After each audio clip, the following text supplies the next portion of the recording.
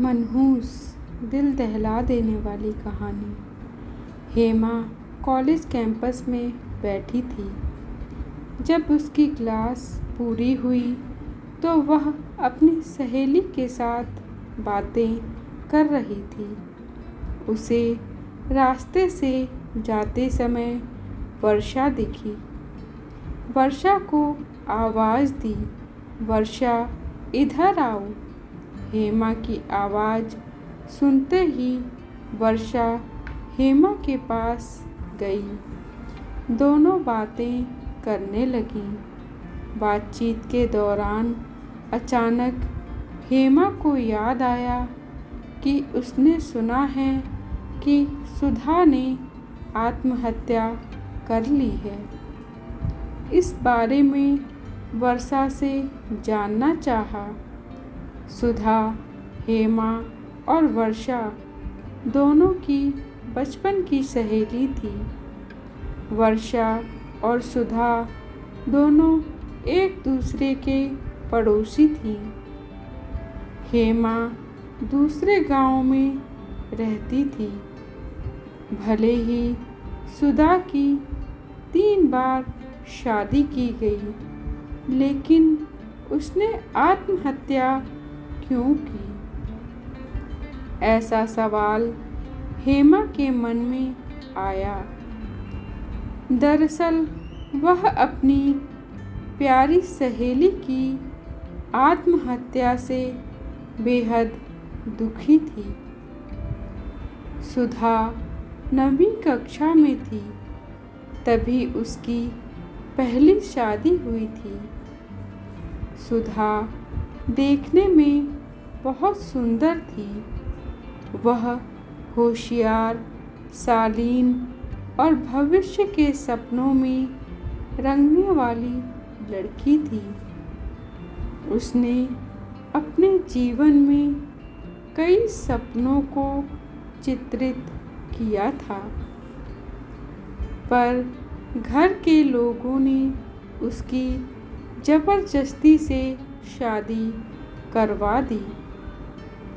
हेमा के पास इतने सारे सवाल थे कि वह नहीं जानती थी कि वर्षा से कैसे पूछूं। लेकिन हर बात की सच्चाई जानना चाहती थी और आखिर में वर्षा से पूछा कि सुधा ने आत्महत्या क्यों की। एक क्षण के लिए वर्षा चुप हो गई। जल्दी से उसके मुंह से शब्द नहीं निकल रहे थे। उसने गहरी सांस ली और बोलना शुरू किया। 3 साल पहले सुधा की शादी अजय नाम के शख्स से हुई थी।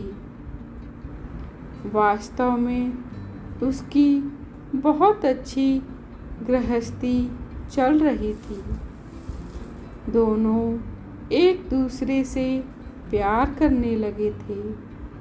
जब भी यह दोनों साथ में बाहर जाते तो सभी कपल इनसे जलते थे।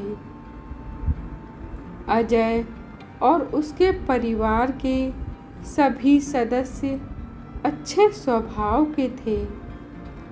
जैसा उसने सपनों में जोड़ीदार सोचा था, वैसा ही उसे अपना लाइफ पार्टनर मिला था। उसके घर की स्थिति मध्यम थी। अजय का एक छोटा सा होटल था। उसमें से उसके सारे खर्चे बांट देने के बाद कुछ पैसे बच जाते थे। घर की हालत बहुत साफ सुथरी थी। एक दिन वह होटल से घर बाइक पर आ रहा था। एक बड़ी कार से उसका बहुत बड़ा एक्सीडेंट हो गया और इसी में उसे काफ़ी चोटें आईं। हादसे के बाद उसे अस्पताल ले जाया गया, लेकिन सर में गंभीर चोट लगने के कारण इलाज के दौरान उसकी मृत्यु हो गई।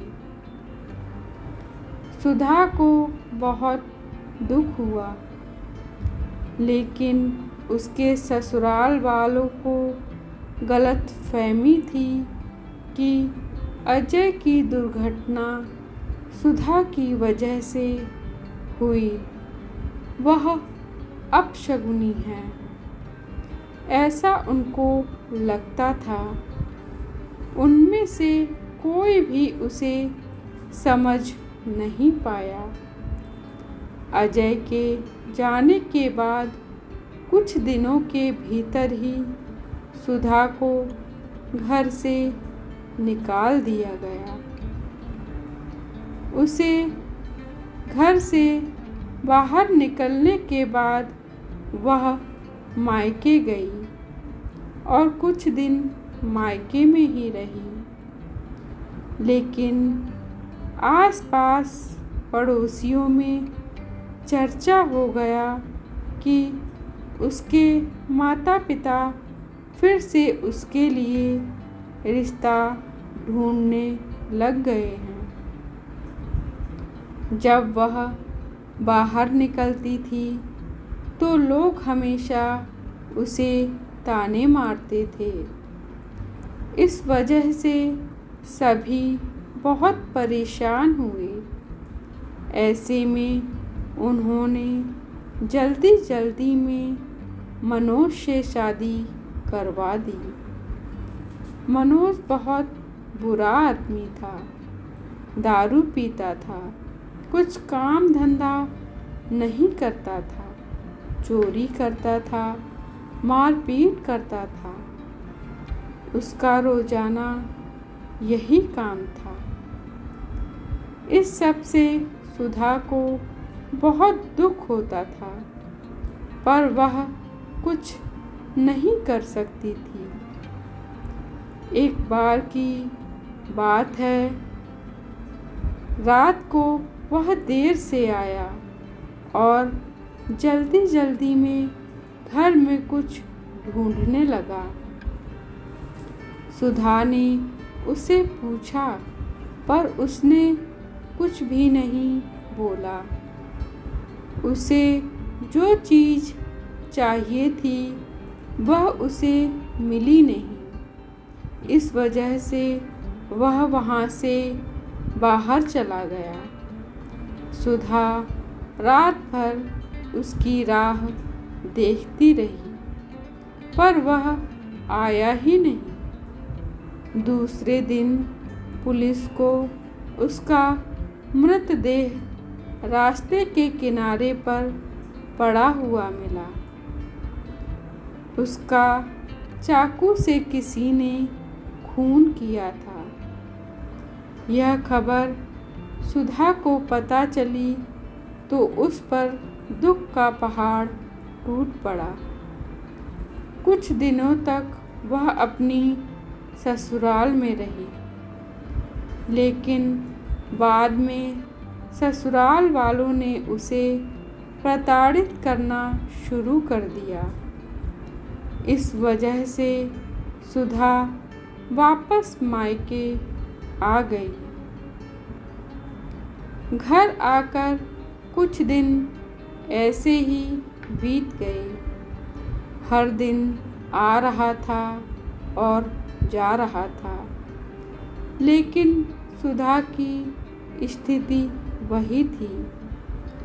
उसकी तरफ देखा नहीं जा रहा था। उसका परिवार उसकी स्थिति को सहन नहीं कर सका, इसलिए उन्होंने उसकी वापस शादी करने का फैसला किया। उसके लिए रिश्ता ढूंढने लगे। उसके रिश्तेदारों में योगी नाम का लड़का था। उसकी पहले से ही एक बार शादी हो चुकी थी और योगी से सुधा की शादी करवा दी। सुधा बहुत खुश थी। शादी हुई और कुछ महीने बाद उसे मालूम हुआ कि योगी को कैंसर है, ब्लड कैंसर।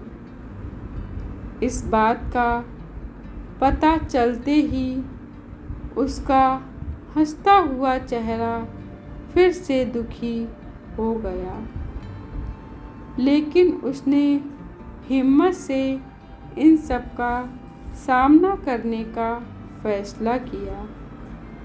5 महीने तक अपने पति की सेवा की, लेकिन आखिरकार 5 महीने बाद उसके पति की मौत हो गई।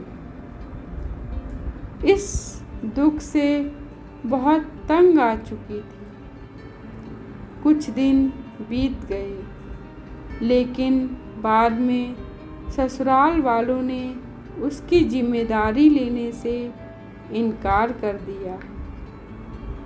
उसे घर से निकाल दिया। उसके बाद वह फिर मायके चली गई, लेकिन उसके माता पिता, उसके भाई भाभी ने भी उसे घर में आने नहीं दिया। सभी तरफ से रास्ते बंद हो चुके थे उसके लिए। उसे उम्मीद की कोई किरण नज़र नहीं आ रही थी। अंत में उसने खुद को ख़त्म करने का फैसला किया। उसने अपना जीवन समाप्त कर दिया। सुधा की यह कहानी सुनकर हेमा की आंखें आंसुओं से भर गई। पूरा दिन वह सुधा के बारे में सोचती रही। क्या इन तीनों घटनाओं में बेचारी सुधा का कोई भी दोष था? क्या उसके माँ बाप को सिर्फ उसकी शादी कर उसे हर बार किसी के पास भेज देना सही था? वो उसे अपने पैरों पर खड़ा करने की कोशिश भी कर सकते थे। सच कहो तो सुधा की जान उसकी बदनसीबी ने नहीं, उसके परिवार की और उसके आसपास के लोगों की छोटी सोच ने ली है। वो बेचारी मनहूस नहीं, बदनसीब थी, क्योंकि उसके आसपास ऐसी सोच वाले लोग थे। धन्यवाद दोस्तों। मुझे उम्मीद है आपको यह कहानी पसंद आई होगी, तो कृपया कमेंट बॉक्स में कमेंट ज़रूर करें और हमारे चैनल को लाइक करें, शेयर करें, सब्सक्राइब करें। धन्यवाद।